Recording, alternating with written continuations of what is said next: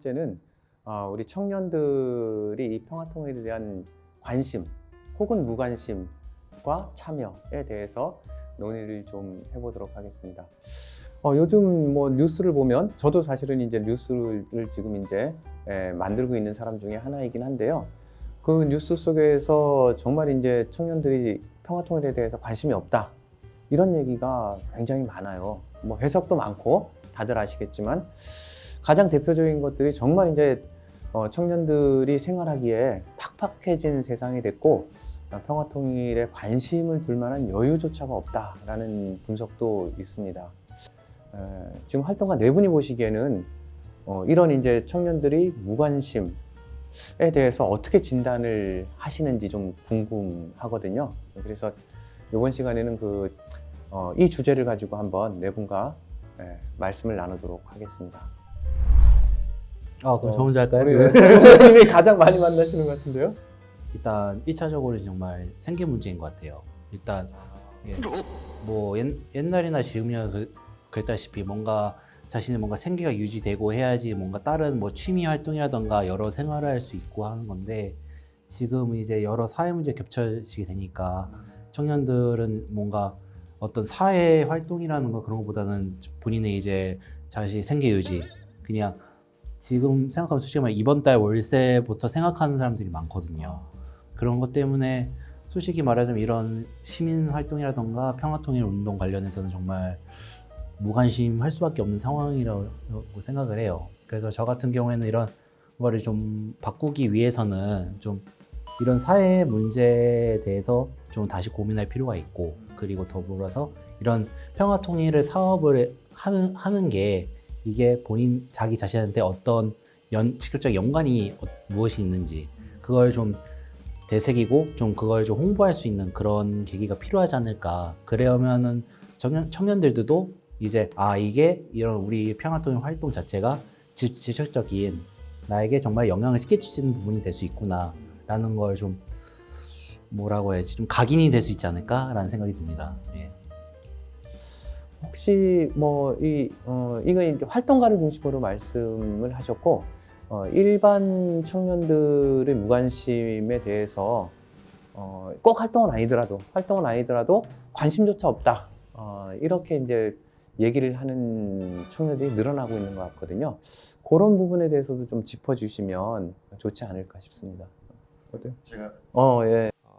제가 조금 기억에 남는 길거리에서 한반도 평화에 대해서 목소리를 내면서 활동을 하고 있는데, 지나가는 청년들이 저희가 들고 있는 이제 문구나 이런 걸 보면서 자기들끼리 하는 말인데 제가 들었던 거예요. 그러면서 한반도 평화 통일 중요하지, 근데 나 죽은 다음에, 이렇게 말하면서 가더라고요. 그래서 단순히 제가 그냥 그런 말을 들어서 화도 나고 슬프기도 하지만, 그걸 넘어서 왜 이런 생각을 하는 게 저 청년만의 생각은 아닐 거라고 생각이 들고, 더 많은 사람들이 그렇게 생각을 하지 않을까라는 생각이 들면서 왜 그런 생각을 할까라는 고민을 했을 때 적어도 지금 제가 내린 결론은 그들에게 저희가 더 열심히 다가가지 못했지 않았나라는 생각이 드는 거예요. 그래서 조금 더 우리가 통일교육, 평화교육에 조금 더 노력을 해야 되지 않을까라는 생각이 들었고, 한반도 평화를 외면하는 이런 문제는 정말 현실적으로 존재하는 거고, 그 문제를 우리가 인식을 제대로 하고 그 문제를 어떻게 타파해야 될지 고민을 해서 실제로 행동으로 나아가야겠구나라는 거를 지금 좀 공유하고 싶었습니다. 네. 정말 캠페인 나가서 힘든데 그런 얘기를 들으셨으니까 마음이 너무 아프셨을 것 같아요. 그래도 그것을 상처일 수 있는데 그걸 열정으로 바꾼 우리 간사님 대단하십니다. 예, 또 다른 분들은 뭐 그런 비슷한 경험이 있으신가요? 되게 저희들도 마찬가지지만 돈이 아무리 없어도 맛있는 거 막 먹고 싶은 거, 가고 싶은 거 가잖아요. 재밌으면. 가고 뭐 재밌거나 뭔가 나한테 의미가 있다라고 생각하는 거에는 돈을 아끼지 않거든요. 그러니까 정말 그 소득이 정말 여유가 너무 없어서 당장 먹고 살기가 너무 바빠서라는 것도 맞긴 하지만 일부는 맞지만 그것만은 좀 전부가 아닌 것 같다라는 생각이 또 들어요. 그래서 좀 저는 청년뿐만이 아니라 그냥 이 평화통일 관련해서는 재미가 있던가 아니면은 재미가 없으면 의미라도 있던가 약간 이렇게 두 가지 정도는 있어야 되지 않을까? 이거거나 저거거나 라고 생각이 들고 뭐 일례로 좀 왜 나 죽은 다음일까라고 생각을 할 때는 자기에게 편익이라고 생각하지 않고 이게 나랑 맞닿는 접점이 없기 때문이라고 생각을 해요. 그러니까 제가 예전에 방천을 갔던 적이 있었는데요. 방천은 러시아랑 북한이랑 중국의 접경 지역이에요. 근데 거기서 그 훈춘에서 라선을 왔다 갔다 하는 버스를 한 대 본 적이 있는데 그 버스가 3,000원인 거예요. 그게 좀 저한테는 좀 충격이었어. 3,000원이면은 러시아를 갈 수 있단 말이야? 약간 이게 3,000원으로 이게 훈춘을 갈 수 있다고? 우리가 뭐 비행기 같은 걸 타지 않고 이게 저한테 되게 약간 실질적인 효용으로 좀 다가왔던 것 같아요. 근데 그런 경험들에 뭐 이렇게 게이지가 좀 쌓여야 이게 나랑도 관련이 있는 일이구나. 이거 재밌겠네? 대동강 맥주가 이렇게 맛있단 말이야? 이 맥주를 우리 왜 뭐 BBQ나 이런 치킨과 함께 먹을 수 있으면은 너무 좋지 않을까? 그냥 이런 재미나 의미들을 좀 청년들이 가지고 이거를 경험해보는 것들이 좀 쌓일수록 우리는 좀 희망이 있지 않을까. 우리의 활동의 영역은 조금 더 넓어질 수 있지 않을까. 조금 더 대중들에게 가까이 갈 수 있지 않을까라는 생각이 좀 들어요. 예, 우리 그 신 팀장님께서 재미와 의미라는 두 단어로 말씀을 해주셨거든요. 자, 우리 양 팀장님은 네, 저도 뭐 너무 동의하는 바고 재미와 의미가 있으면 좋겠고, 그리고 저는 이제 근본적으로는 이건 교육의 문제인 것 같아요. 이게 아주 어릴 때부터 중고등학교 때부터 이렇게 평화 통일의 이슈를 접하고 거기에 대해서 이렇게 교과서로도 배우고 어떻게 하면 되는지, 어떤 입장이 있는지 이런 것들에 대해서 구체적으로 배워가기 시작하면 이게 자기 입장이 달라도 사실은 상관없잖아요. 근데 입장이 달라도 이게 다를 수 있다라는 거, 그래서 다른 거를 해결하기 위해서는 어떻게 해야 되는지 더 고민하고 이렇게 될 것 같은데, 교육 자체가 부재하다 보니까 그냥 청년이 돼서 뉴스로 접하는 거 외에는 북한에 대해서 알거나 뭐 이렇게 할 수 있는 기회가 거의 없는 것 같아요. 그래서 근데 뭐 아시다시피 언론 지형은 굉장히 이렇게 기울어져 있고, 그런 상황에서 청년분들께서 제대로 된 뉴스를 접하실 수 있을까? 저는 그것도 의문이고, 네, 그래서 저는 좀 교육 차원에서 더 근본적으로 다뤄야 되지 않을까 하는 생각이 있습니다. 그러면 이대로 그냥 우리가 멈춰 있을 것인가? 아니면 조금 더 한 발 나아갈 수 있는 방법은 없을까? 우리 청년들을 이 부분에 관심을 좀 갖도록 하기 위해서는 어떻게 해야 될까? 우리 사회는 어떻게 해야 되고, 또 이제 지금 이제 활동을 하는 우리 이제 NGO들, 평화통일 NGO들은 어떻게 해야 될까? 이런 부분에 대해서도 좀 말씀을 나눠봤으면 좋겠습니다. 우리 사회 문제인데요. 사실은 아까 말씀하셨던 이제 키워드들이 원인이라고 이제 보시기 때문에 그 키워드들을 대처하는 방법일 수 있겠죠. 그래서 해결책이라는 측면에서 그 키워드를 이제 다시 한번 설명을 해주시면 어떻게 될지 한번 말씀을 좀 듣고 싶은데요. 뭐 아까 순서대로 할까요? 말씀하셨던 대로. 사회 분위기로는 제가 별로 생각을 해본 적이 없어요. 이미 여러 사회 문제 겹쳐져 있으니까 솔직히 그런 문제를 해결을 하면은 솔직히 청년들은 다른 뭔가 자기의 문제가 해결될 수 있으니까 그런 걸 이제 다른 쪽으로 해서 신경을 쓸 수 있겠지만은 근데 아직 사회 문제가 해결되지 않은 상태에서 계속 이러면은 뭐 본인들의 이제 아까 말했던 생계 문제부터만 신경을 쓰니까 저는 일단 좀 그렇죠. 근데 그 생계 문제를 그러면 해결하기 위해서 우리 사회가 좀 할 수 있는 것들, 해야 할 것들이 좀 있을까요? 되게 많죠. 어떤 게? 근데 너무 많죠. 아까 말했듯이 뭐 주택 문제부터 시작을 해서 주택 문제도 시작하기도 하고 음. 또 본인들의 이제 직업을 어떤 직업 갖고 싶어하는지도 모르는 많잖아요. 저도 지금 뭐 나름 공부를 하고 있지만은 제 공부가 이게 끝까지 갈 수 있는지 그것도 좀 불분명한 상황이기도 하고 또 몇몇 친구들은 또 직업을 좀 갑자기 바꾸는 경우가 있는데 그럼 직업을 좀 다시 공부할 수 있는 그런 계기라던가 뭐 그런 장이 없으니까 아, 또 힘들어하고 예. 좀 여러 문제가 있죠. 뭐 옛날에는 뭐 어거지로 열심히 하면 되겠지라는 그런 마인드가 일단 있겠지만 근데 지금도 그런 청년들은 그건 기본적 마인드가 하고 있거든요. 못하더라도 열심히 해보자 하는 얘기지만은 열심히 하는데 이게 좀 대충 끝이 좀 솔직히 좀 뭐라고 좀 싸게 말하면 좀 견적이 나오는데 견적이 안 나오니까 그게 좀 어렵죠. 정말 그런 것 같아요. 청년들이 좀 이제 꿈을 꾸고 미래를 내다보고 해야 되는데 지금은 너무 이제 그 뭐 취업이라든가 뭐 진짜 주거 문제라든가 이런 것들에서 그런 꿈을 꿀 시간을 못 갖게 하는 것 같아요. 그래서 이번 이제 대선에서 모든 후보들이 이 청년 문제에 대해서 주요하게 생각을 한다라고 얘기를 하고 있고, 사실 뭐 정치인들 얘기를 다 믿을 수는 없지만 그런 이제 것에 대해서 또 이제 청년들이 이런 이제 자각하고 깨어 있는 청년들이 이제 많아지면 그런 이제 기본적인 토대 문제가 어느 정도 해결되지 않을까라고 기대도 가져봅니다. 자, 이제 또 다른 분, 사회가 어떻게 하면 아까 이제 뭐 교육 얘기를 두 분 하셨죠? 교육 한번 어떤 분이? 저는 아까 다 말씀드린 것 같아서 저는 이렇게 중고등학교 때부터 평화통일 교육이 들어가야 된다.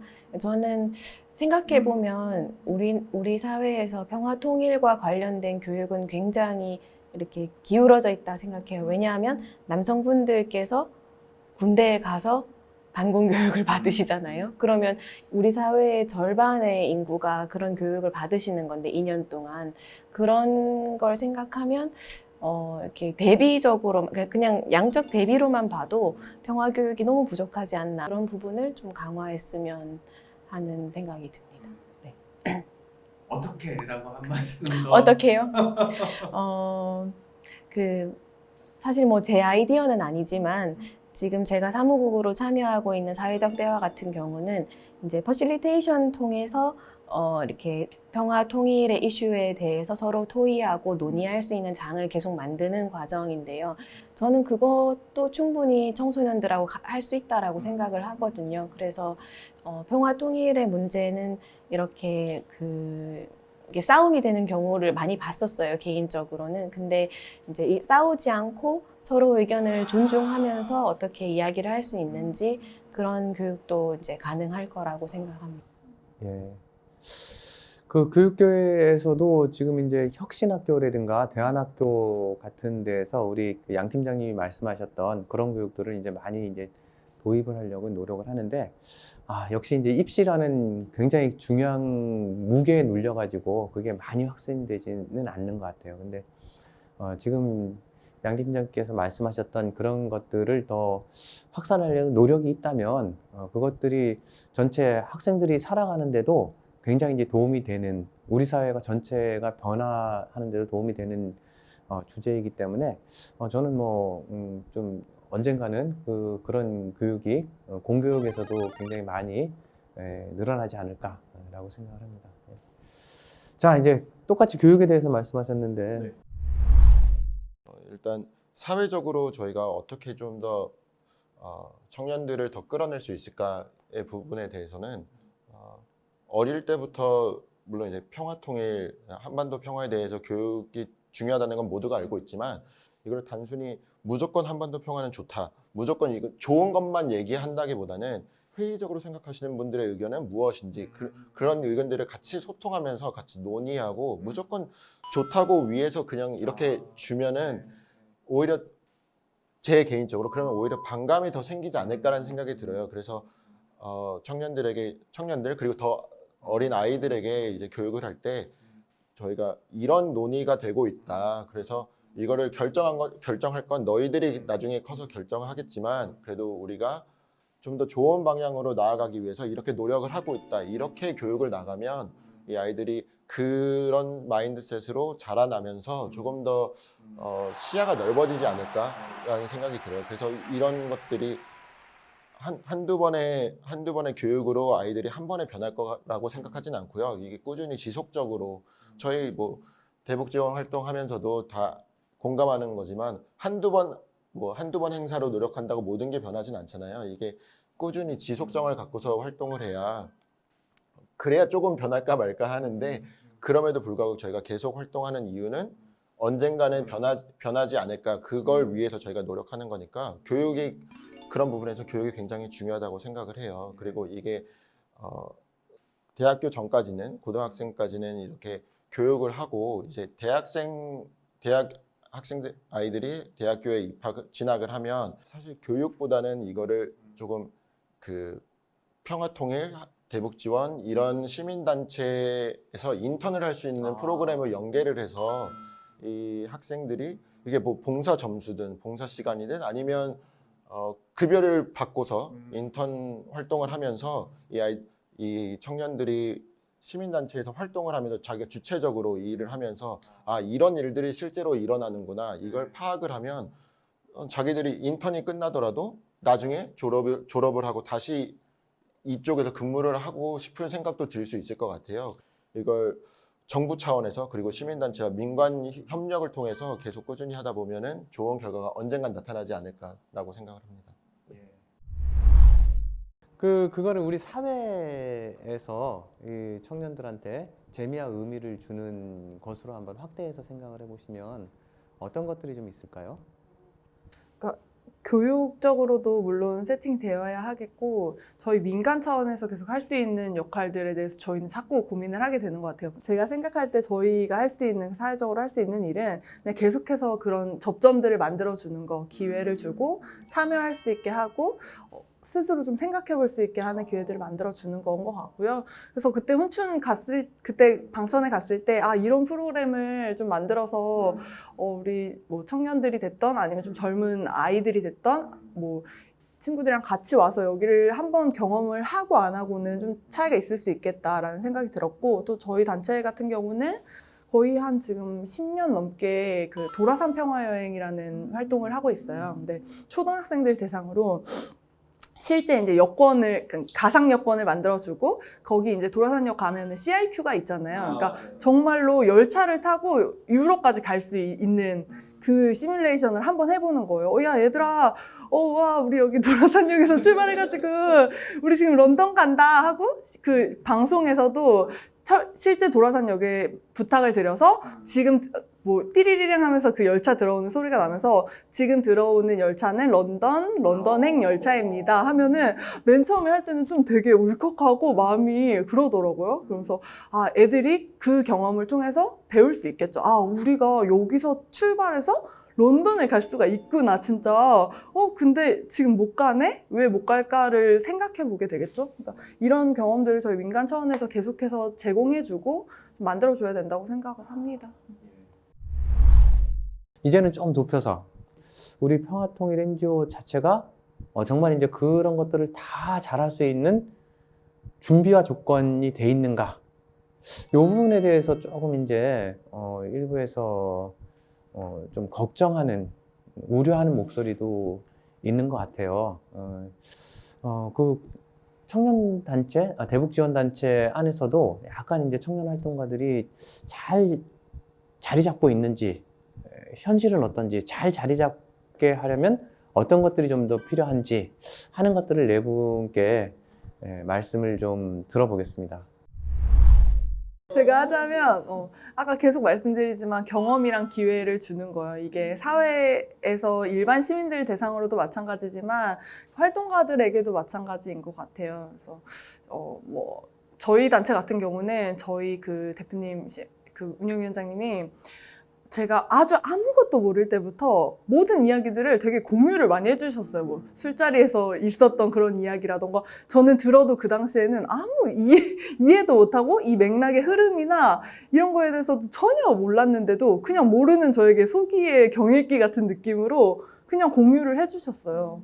그리고 뭐 북측 인사들을 만나러 간다던가, 뭐 사업 협의를 한다던가, 뭐 이런 일들에 항상 대동을 하셨어요. 근데 그게 귀한지 몰랐는데 지나고 보니까 그 경험들이 쌓여서 저한테 되게 스스로 의미를 좀 만들어낼 수 있게끔 좀 해줬던 것 같다라는 생각이 들면서 되게 감사하더라고요. 그리고 또 다른 단체들 이렇게 이야기를 좀 들어보면 이게 되게 좀 일반적인 경우는 아니었구나라는 생각이 또 들더라고요. 그래서 많은 단체 시니어 선생님들이 젊은 실무자들에게 계속해서 이렇게 기회를 제공해주고 그 기회를 빼앗지 않는 거, 이게 좀 기본이 되지 않을까.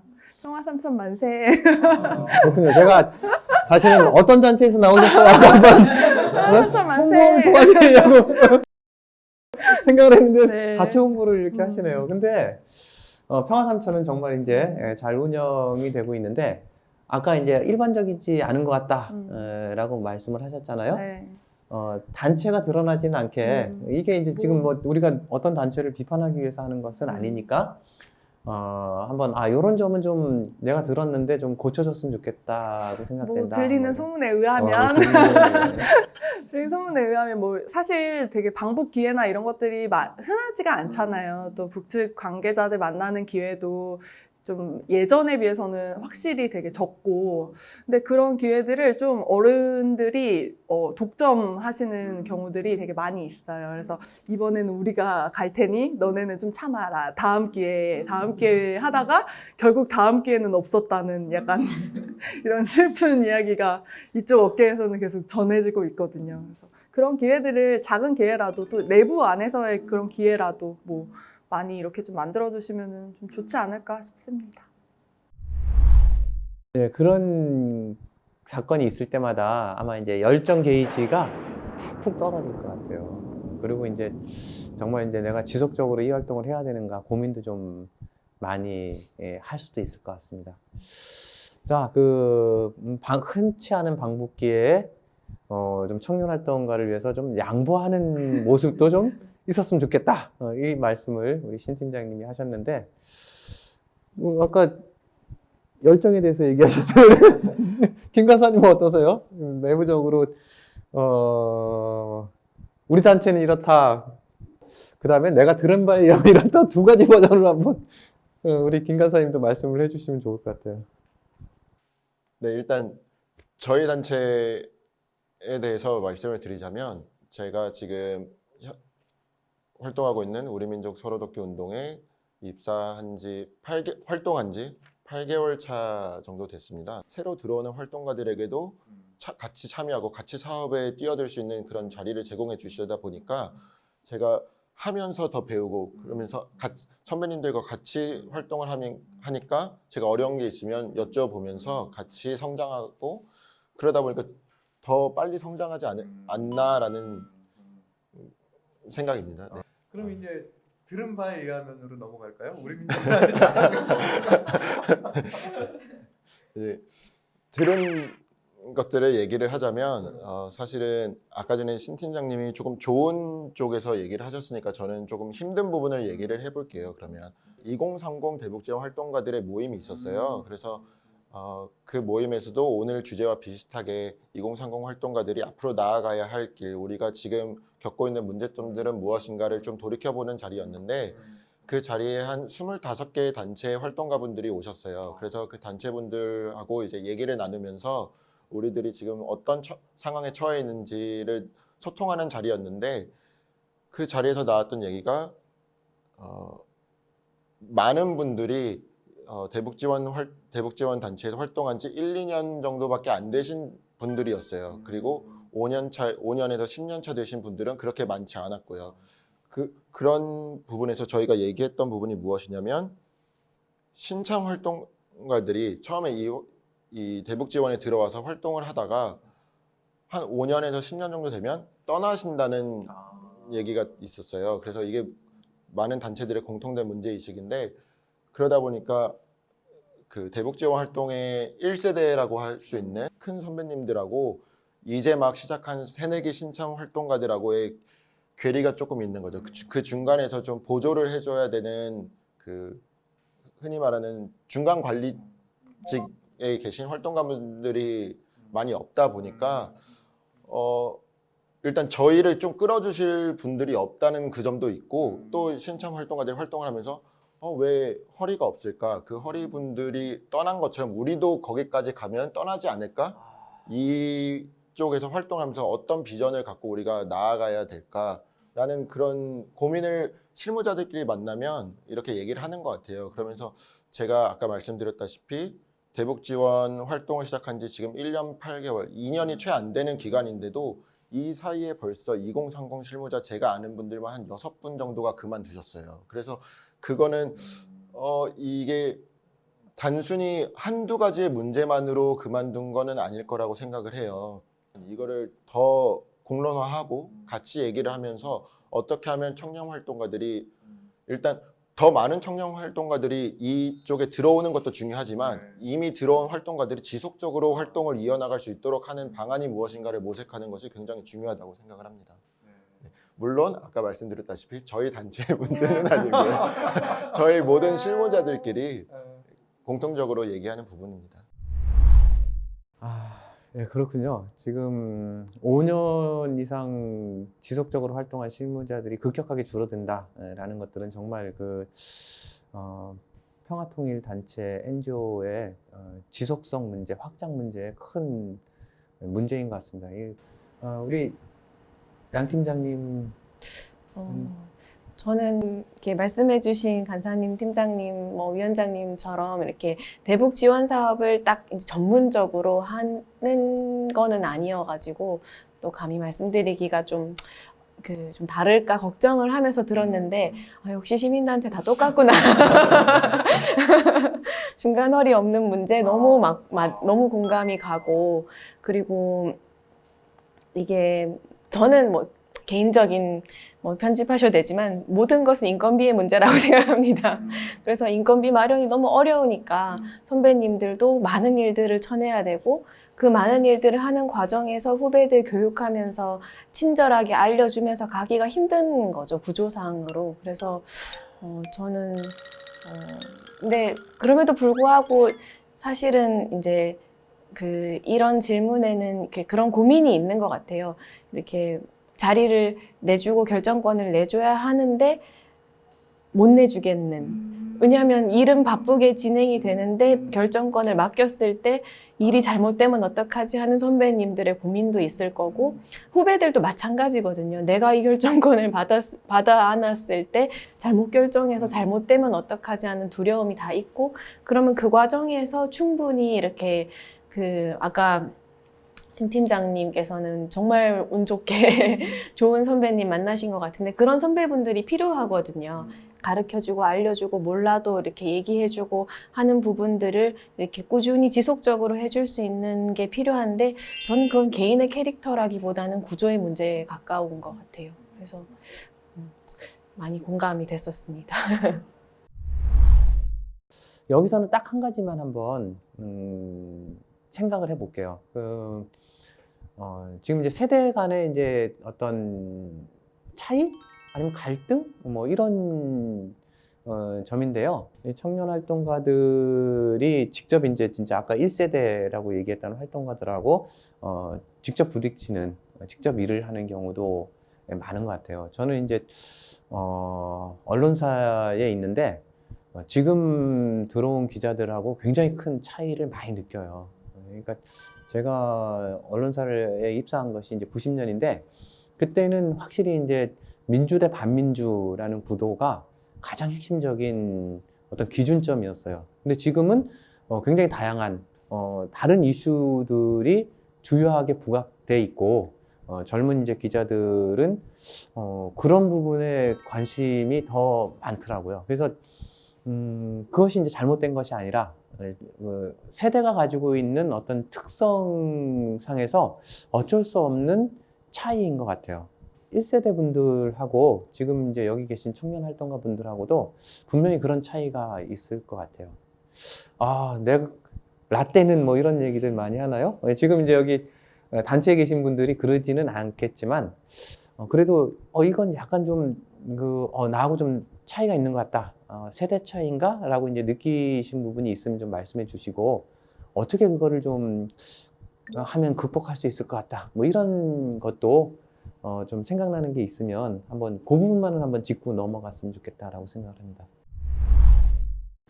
좀 이건 다른 것 같아요. 그러니까 선배들 세대에서는 확실히 술 문화가 필요했고 또 핵심적이었고 그 안에서 정말 중요한 이야기들이 많이 나눠졌잖아요.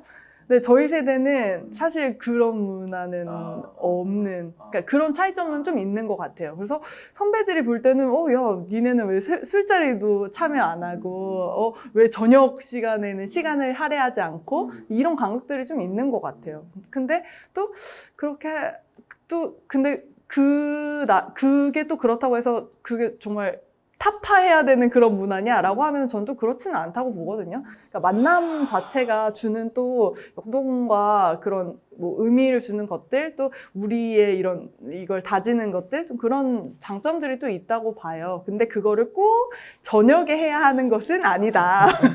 우리는 점심 먹고 수다 떨고 커피 마시면서도 할 수 있다. 약간 이런 차이?